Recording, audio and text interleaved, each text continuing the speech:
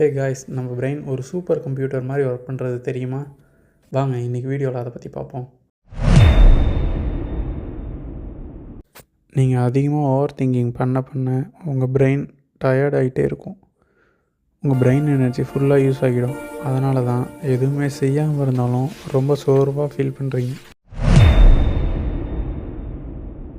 நீங்கள் யாராவது first time பார்த்தா உங்கள் பிரெயின் அவரை பற்றி ஒப்பீனியன் ஃபார்ம் பண்ணுறதுக்கு வெறும் 7 செகண்ட் தான் எடுக்குது. அதாவது நீங்கள் பேசாமலே ஃபர்ஸ்ட் இம்ப்ரெஷன் செட் ஆகிடும். யாராவது தனக்கு தானே பேசிக்கிறாங்கன்னா அது பைத்தியம்னு நினைக்காதீங்க. Actually self talk is a sign of high intelligence.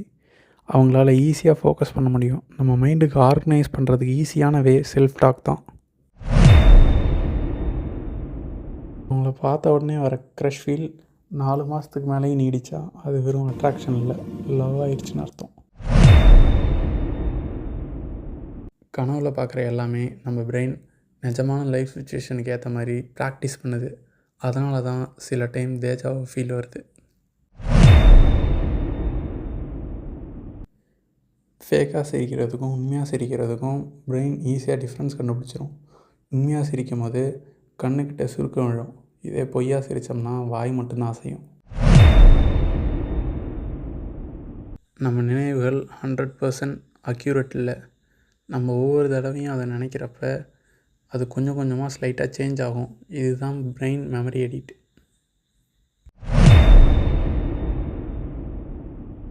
Chat songs கேட்டால் சில பேர் பீஸ்ஃபுல்லாக ஃபீல் பண்ணுவாங்க.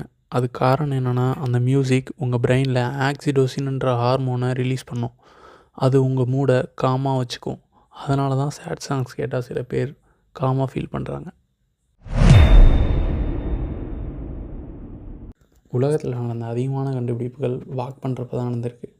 ஏன்னா நீங்கள் வாக் பண்ணுறப்ப பிரெயின் ஆக்சிஜன் லெவல் அதிகமாக இருக்கும். அதனால் உங்கள் க்ரியேட்டிவிட்டி ஐடியாஸ் அதிகமாக வரும். நம்ம மைண்ட் நேச்சுரலாகவே நம்மளை மாதிரி பேசுகிற, ரியாக்ட் பண்ணுற, பிஹேவ் பண்ணுறவங்கள தான் ரொம்ப பிடிக்கும். அதுதான் மிரர் எஃபெக்ட்.